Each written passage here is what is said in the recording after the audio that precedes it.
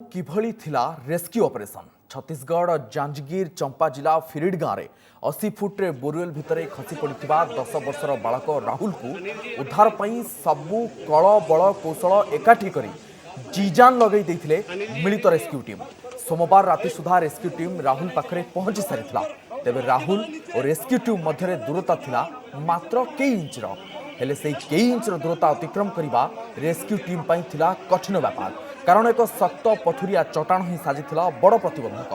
तेणु यही कई इंचर दूरता हटाइबा अति संतर्पण और सतर्कतार सह आगक आगक बढ़ीथिला रेस्क्यू टीम।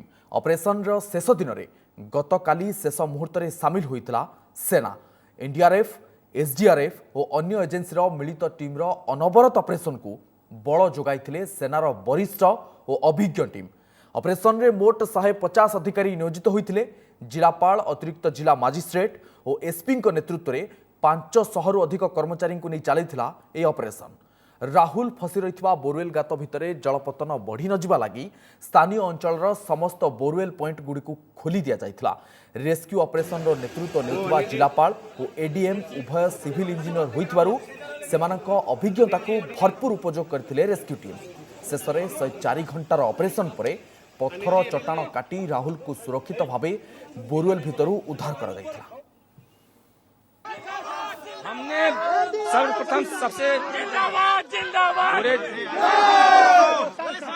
हमने हमेशा बच्चे को बचाने के लिए हमने हर तरीके से पूरी तरीकों को प्लान किया था, एग्जीक्यूट किया था प्लान को। हर तरीके से हमने चीजों को कंसीडर किया हुआ था, सारी चीजों को कि जो भी चैलेंजेस आ सकते हैं हमारे सामने, हमने उन सारे चैलेंजेस को कंसीडर किया हुआ था। और जिसका परिणाम था कि इतने टफ टर्रेन में जैसे जो भी यहाँ के स्थानीय नागरिक है वो जानते हैं कि यहाँ के जो पत्थर हैं वो कितने मुश्किल हैं उनको काटना।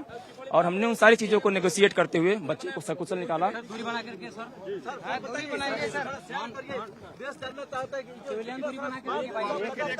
हाँ, अब मुस्कुरा के मैं आप लोगों को जवाब दे सकता हूँ। और पिछले 5 दिनों से हम लोग, जब से हमारी टीम यहाँ पे आई हुई है, यहाँ पे आने के बाद हम लोग जो है जब से आके हमने सिचुएशन केसेस किया, हमने दोहरे अप्रोच लगाए थे। जैसा आप लोगों ने बीच में भी देखा था, हमने उसको बोरवेल से भी निकालने की कोशिश की, लेकिन चूंकि बच्चा उसमें रिस्पॉन्ड नहीं करता था, हमारे जो बातें थी उसको फॉलो नहीं कर रहा था, तो इस वजह से हमको मुश्किल आ रही थी। जो हमारा सेकंड प्लान था वो साथ साथ चल रहा था, हमने कभी भी अपने दूसरे प्लान को रोका नहीं था। और इसलिए जो है हम लगातार पैरेलल डिग बना के, टनल बना के जो हमारा जाने का अप्रोच था उसको हमने लिया हुआ था। हमको नीचे जाने के बाद हमको यहाँ के जो रॉक्स के बारे में, जो रॉक के नेचर के बारे में मालूम चला, तो हमने अपनी कटिंग टेक्नोलॉजी को बदला। ज्यादा तेज कटिंग करने के लिए हम ज्यादा तेज गए। बच्चे के पास पहुंच के कटिंग करना काफी मुश्किल हो जाता है। जैसा आप सब जानते हैं, एक क्लोज एरिया में बच्चा होता है, उसको चोट लगने की जी बहुत धन्यवाद। सिर्फ पत्थर था। हमने एनडीआरएफ ने इससे पहले भी इससे बड़े ऑपरेशन किए हैं, लेकिन बोरवेल का ये सबसे बड़ा रेस्क्यू था। हाँ,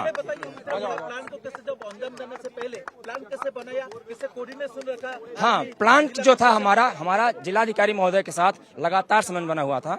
जो भी प्लान था जिलाधिकारी महोदय के निर्देश में किया गया। हम उस प्लान को एग्जीक्यूट कर रहे थे, लेकिन प्लान को जिलाधिकारी महोदय, उनकी टीम और जो यहाँ का पुलिस प्रशासन था वो पूरी तरीके से लगा हुआ था। और यहाँ पे जिस प्रकार से राज्य आपदा मोचन बल ने हमारी मदद की, साथ में हमारे लग के उन लड़कों ने रियली उन्होंने जो है अपनी उम्मीद से बेहतर प्रदर्शन किया। और 5 दिन तक हमारी टीम ने लगातार, आप लोग अगर देख रहे होंगे, समझ पा रहे होंगे, लगातार आप लोगों ने रिपोर्टिंग की। हम लोग 5 दिन लगातार बिना खाए, बिना सोए और बिना रुके हमने ऑपरेशन चलाया। हर बार हम लोग, जो हमारी एक टीम लगातार बनी हुई थी बोरवेल के ऊपर, जो मॉनिटर कर रही थी, टोटल उसकी हम हर एक सांस गिन रहे थे। और उसके बाद हमारे जब भी हमारी जो हमारी टीम लगी हुई थी नीचे टनलिंग में, उन्होंने जो है जब भी हम लोग ऊपर से वीडियो शेयर होता था तो हम लोगों को लगता था कि एक जो है, जब ये बच्चा इतनी मेहनत कर रहा है तो हम तो इससे दुगना कर सकते हैं। और हम उसी जज्बे में लगे हुए थे। हाँ, हमारे पास एक्सपीरियंस भी रहा। बच्चा, बिल्कुल आपने सही कहा, बच्चा खुद अपने आप में एक फाइटर था, वो लगातार बना हुआ था।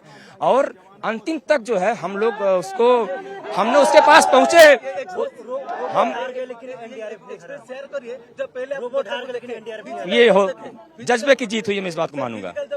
मिले, अब कलेक्टर बोले थे कि हम फिजिकल उसको देख चुके हैं। हाँ। तो वो कब कौन मिले थे, वो अनुभव कैसा रहा था? बच्चे को जैसे ही हमारी टीम ने अप्रोच किया, टनल में जो वर्क चल रहा था, तो उसको इस चीज का एहसास था कि उसको कोई बचाने आ रहा है, और हम लोगों के लिए बच्चा पूरी तरीके से परिचित था। और जैसा कि आप सब जानते हैं, बच्चा जो है एक दिव्यांग बच्चा था, तो उसका जो अप्रोच था वो बहुत काबिल तारीफ था। वो उसने हमारे जाने पे, हमने जो भी पास पहुंचने के बाद हमने जो बातें उसको बोली, उसने मना करने की जिद नहीं की कि नहीं, हम ये नहीं करने वाले। उसका रिएक्शन कैसा था सर? संकेत शाम वो उसको लगा कि हम बच गए हैं। हाँ। जब उसको टनल का उधर बाहर कैसे लाए उसको? टनल तो उधर बाहर कैसे निकाले सर? वो हमारी रेस्क्यू टेक्निक है, किस तरीके से हमको काट के अप्रोच करना है, वो चीज़ें डिटेल में हम आप लोग को चूंकि अंदर नहीं ले जा सकते थे, दिखा नहीं सकते थे। प्लान होता है, बच्चे की सुरक्षा सर्वोपरि होती है, क्योंकि पूरा ऑपरेशन इसीलिए चल रहा था, हम उसमें कोई चूक नहीं ले सकते। जलस्तर तो बढ़ रहा था, ये पानी था। भूतल का जलस्तर क्या था कि फ्लक्चुएट करता रहता था, आसपास के अगर बोरवेल चलते थे तो डाउन हो जाता था, नहीं चलते थे तो बढ़ने लगता था। आपके ख्याल से बच्चा स्वस्थ है? बच्चा हमको रिस्पांस दिया है अच्छी तरीके से, आपके सामने आया है बच्चा, आपने देखा है बच्चा पूरी तरीके से। हाँ, जैसे हम देख रहे थे पिछले 2 दिन से जिस तरह से कार्रवाई चल रही थी, सारे जिस तरह से प्रयास कर रहे थे, तो एक किसी भी ऑपरेशन के दौरान एक ऐसा टाइम आता है जबकि प्रयास विफल हो रहे होते हैं और सबका मोरल डाउन होता है। तो उस टाइम पे हमने ये सोचा कि ये भी इंडियन आर्मी का काम है, और हमने इंडियन आर्मी ने हमने थोड़ा पुश लगाया। हमारे पुश की वजह से लोगों में भी जोश आया, लोगों ने भी मोटिवेट किया, और बाकी एजेंसी जो थी जैसे एनडीआरएफ, एसडीआरएफ, इन सब ने भी खूब प्रयास किया। आप इंस्ट्रूमेंट बना रहे थे लोहे का, उसका मैं एक के बाद एक जवाब देता हूँ। जैसे इंस्ट्रूमेंट की बात करूंगा, वो हमें एक ड्रिल के लिए हमें एक सपोर्ट चाहिए था, वो हमने उस तरह से सपोर्ट बनाया और उससे काफी कारगर साबित हुआ है। एनडीआरएफ अपना टेक्निक लगा रहा था, आप क्या नया टेक्निक लगाई? हमने हमने एक जैसे न्यूमेटिक ड्रिल, जैसे एनडीआरएफ ट्राई कर रही थी लेकिन रीच नहीं कर पा रही थी, तो हमने एक आइडिया दिया कि न्यूमेटिक ड्रिल लगाते हैं। न्यूमेटिक ड्रिल की ये प्रॉब्लम थी कि हम उसे हॉरिजॉन्टल बोरिंग नहीं कर पा रहे थे, जिसकी वजह से एक एक्सपीरियंट बनाया गया और उनको थोड़ा बताया गया, जिसकी वजह से उनमें भी उत्साह बढ़ा, उनका भी, और उन्हें मोटिवेशन बढ़ा। कितने क्रू मेंबर थे आप लोग जो आए थे? हम लोग लगभग एक प्लेटून स्ट्रेंथ आए थे। एक प्लेटून स्ट्रेंथ का मतलब लगभग 25 से 30 बंदे थे, साथ में 2 ऑफिसर्स भी थे और 2 जूनियर कमीशन ऑफिसर्स भी थे हमारे साथ। सेना के अधिकारी रूप से आप शायद आज जन हुए, राधा सेना तो थे, आर्मी भी काम कर रहा था जब से रेस्क्यू ऑपरेशन शुरू हुआ था तब से। हाँ, जैसे ये मेजर गौतम है, मेजर गौतम सूरी हैं, ये पहले आ चुके थे यहाँ पे एक रात पहले। इन्होंने आके थोड़ा मुआयना किया इस जगह का, और उसके बाद फिर मुझे जैसे आदेश मिले मेरे कमांडर ब्रिगेडियर विघ्नेश महांती सेना मंडल के द्वारा, तो मैं शनिवार को मैं यहाँ आ गया था और इस तरह से था। खुशी का टाइम भाई, खुश हैं इस टाइम पे। अभी क्या शेयर करें आपसे, 4 दिन की मेहनत, दिन रात पूरा टाइम यहाँ पे हमारा निकला है, एंड फाइनली हम लोग सबके जॉइंट एफर्ट्स लगे हैं। इतनी मेहनत के बाद बच्चा सही सलामत निकला है। बच्चों को बाहर निकलते हुए देख के वो आंखों से ब्लिंक करता है, इधर उधर देखता है, उसको देख के ऑब्वियसली खुशी होती है, अच्छा लगता है।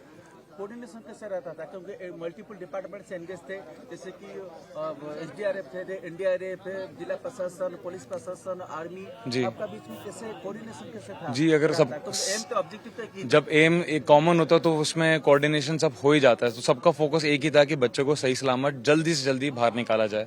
तो उसमें जो सबका लग रहा था, सबने अपनी तरफ से एफर्ट लगाया, एंड दैट इज हाउ हम जीत गए।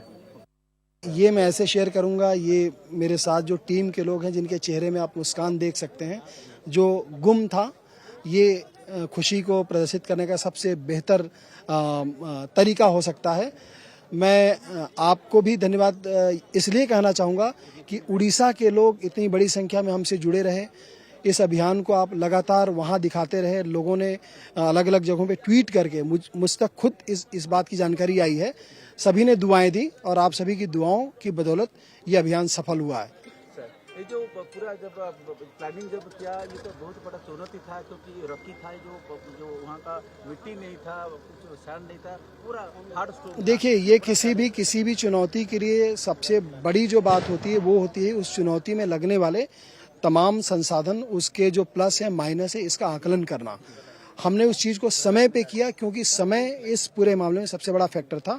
हमें किन किन चीज़ों की ज़रूरतें पड़ सकती थी, हम ओपन थे। हमें कोई भी सलाह देता था कि ये चीज़ करनी चाहिए, हम ओपन थे, हम उसको एनालाइज करते थे और उसमें जो बेस्ट होता था उसको अडॉप्ट करते थे, और यही सभी चीज़ें इस अभियान को सफल बनाने में कामयाब हुई।